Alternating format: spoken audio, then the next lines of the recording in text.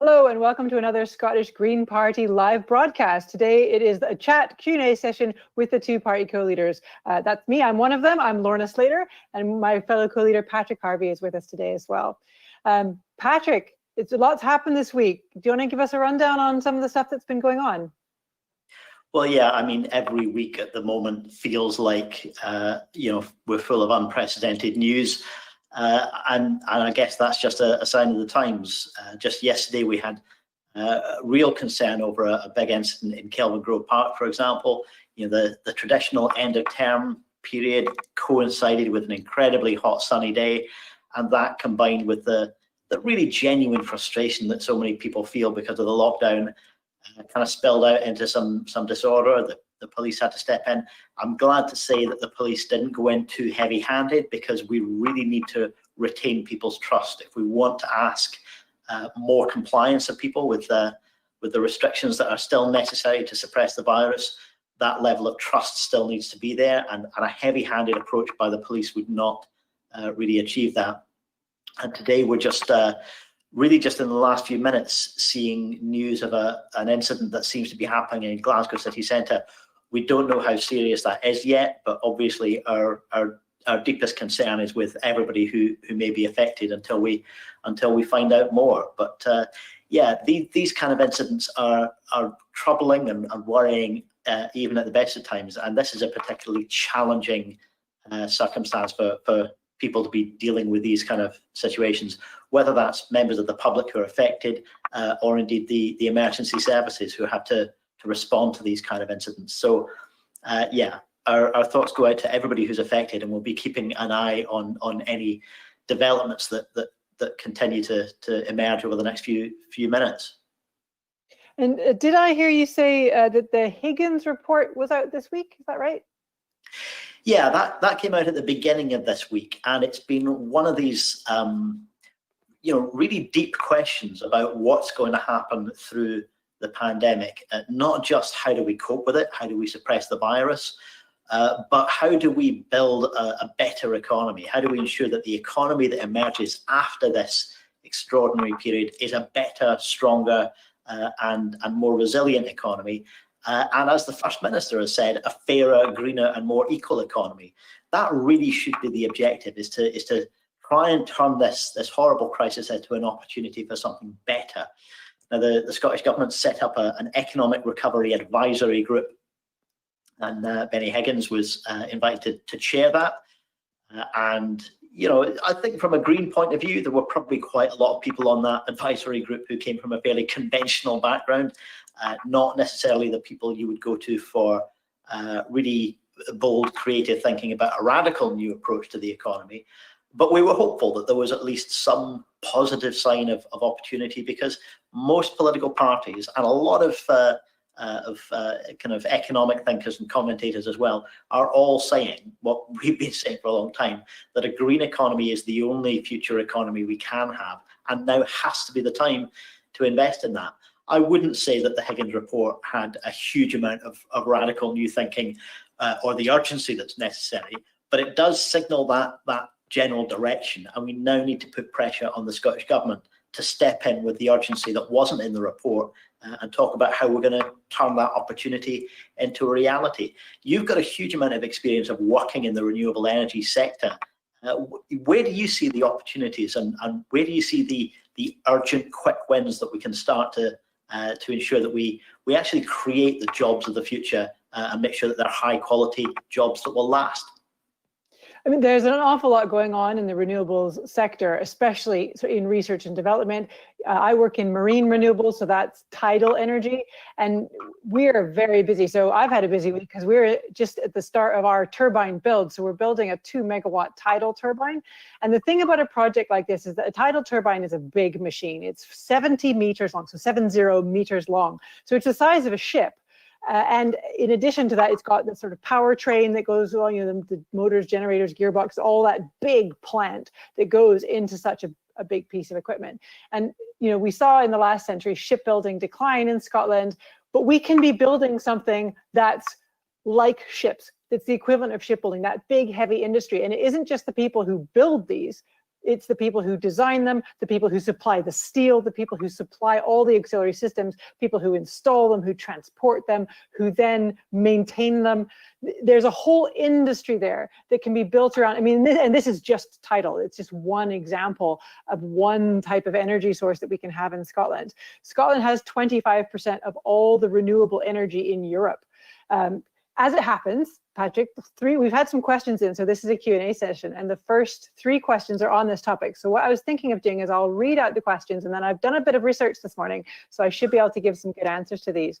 So we've had questions in from Warren, Bob, and Daniel, and the questions are: could millions of jobs be created from green industries? And has the Scottish Green Party any policies on the encouragement of new industries to harness wind, water, and tidal? Specifically liquid air battery. And the final question is, have the SGP or any other body developed concrete proposals for a just transition of skilled jobs in oil and petrochemical sectors into sustainable industries? And is this not a prerequisite to seriously back a zero carbon economy? So I think all these questions are good. They're all on the same topic. And so I'm going to just dive into that a wee bit. So the first question I think was an interesting one. It was, can millions of jobs be created in green industries? So I had a quick look, and there are 2.6 million working people in Scotland. Oil and gas, for example, at the moment makes up 7% of our economy. So we could assume roughly that 7% of those working people are working in oil and gas. That means that in order to have a just transition away from oil and gas, we don't need to create millions of jobs. We need to create hundreds of thousands. That's the kind of scale we're talking about. So it's an order of magnitude less complicated than that. We need to create hundreds of thousands of jobs. And the third question was, has anyone got concrete proposals? And the answer is yes, we do. We created a document. We commissioned some research. It's getting on now, back in 2015, about how 200,000 jobs could be created in Scotland in sustainable industries. And that includes jobs in wind, wave, tidal, sustainable biomass reforestation, refurbishing Scotland's buildings. That's a huge project to make our buildings energy efficient. Decommissioning in the North Sea, creating synthetic fuels and publicly owned energy systems. There are all sorts of things that we can do there. So there's a whole bunch of big wins that we could have. Insulating people's homes is one of the largest ones. It would not only benefit people whose bills would go down, it would reduce our emissions, it would reduce our requirement for consumption of fossil fuels, it would create loads of jobs. So that's another quick win we can have. Yeah, I mean, there's a lot of consensus around that being one of the easiest things that you can do really, really fast to create jobs. And those might be jobs that people learn on the job. You could have modern apprenticeships, you could have a whole range of training opportunities associated with those things, like not just energy efficiency, but heat pumps and a whole host of other opportunities for people's homes and businesses to be less dependent on burning gas. That's right. And the jobs that are created in industries like the one I work in, they're good, well-paid jobs, they're skilled jobs, and hopefully that'll be expanding. We're building one tidal turbine right now, but there are several tidal turbine companies in Scotland, and they could support an entire industry here. We could keep the shipyards and fabricators and steel manufacturers busy in Scotland. So I think it has a really exciting future. Any new and developing market of that kind does need government support. I mean, the Scottish government is very supportive of it, but I think we need some creativity around how we deal with things that are not devolved. There's too many excuses. Oh, we can't do it because it's not involved. We need some we need some creativity around that. For example, there's some chat about creating a public energy body in Scotland, or a public energy business.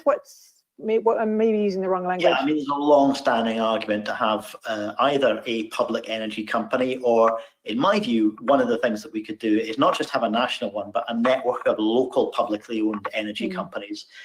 In a lot of other Northern European countries, it's perfectly normal for your local council to have a role in the energy system. This country is unusual in having privatized so much of our economy. Whether that's energy, housing, transport, so much of what is really critical infrastructure to our whole society is just run in private hands. It doesn't have to be that way. And if you have a publicly owned energy company, it could be using local government borrowing powers. It could be using public land and buildings to not just to physically invest in, but to generate in the revenue that can be invested in creating an energy supply that will cut people's costs, as well as cutting the carbon emissions, and you recycle the profits from that company back into the public purse.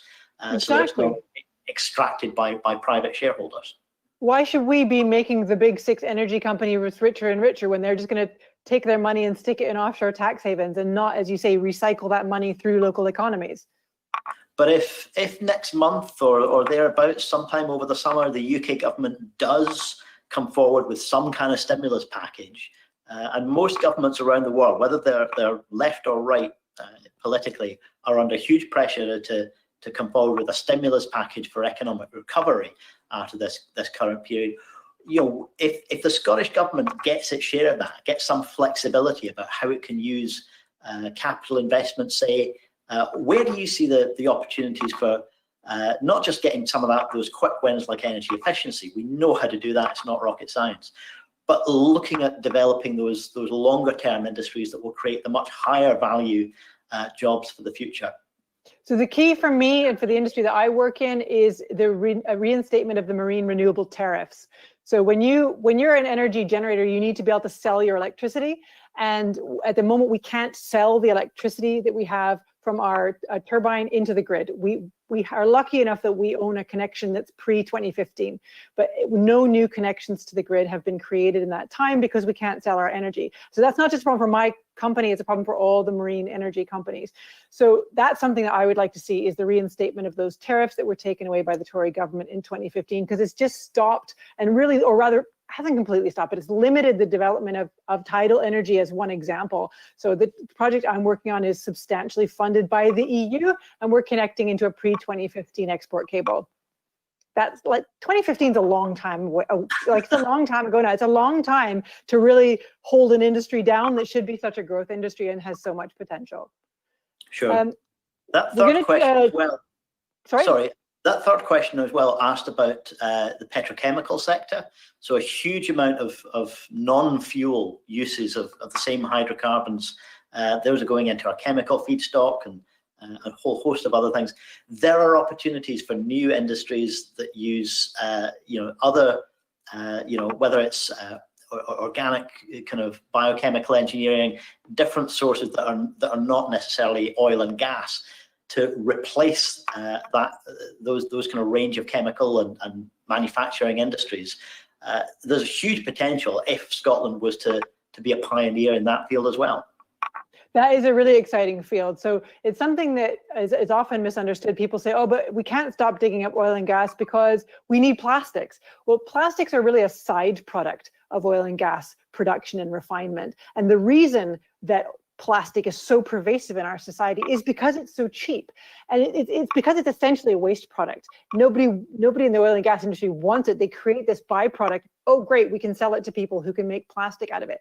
So something about getting rid of the plastic in our lives and plastic in our oceans and stuff is about making that oil and gas industry decline and switching, as you suggest, to other materials that can be more sustainably sourced, but also don't leave this terrible waste problem that we have all over the world with particularly plastic in the oceans. Absolutely. So the next two questions, Patrick, are you happy to take those? Shall I read them out for you? Yeah, go for it. Right, so the next two questions are from Alistair and Robert, and they are about independence. And the first question is, what should the Green Party do in the event of a Section 30 order being refused? And the second question is, what is our position on the 2021 election, the Scottish parliamentary election, as a sort of plebiscite on independence? Well, I mean, these kind of questions immediately come up when we do start talking about what the UK government's doing wrong on energy, things that the Scottish government doesn't currently have the power to address, whether it's economic development. Scotland does need the ability to make its own choices.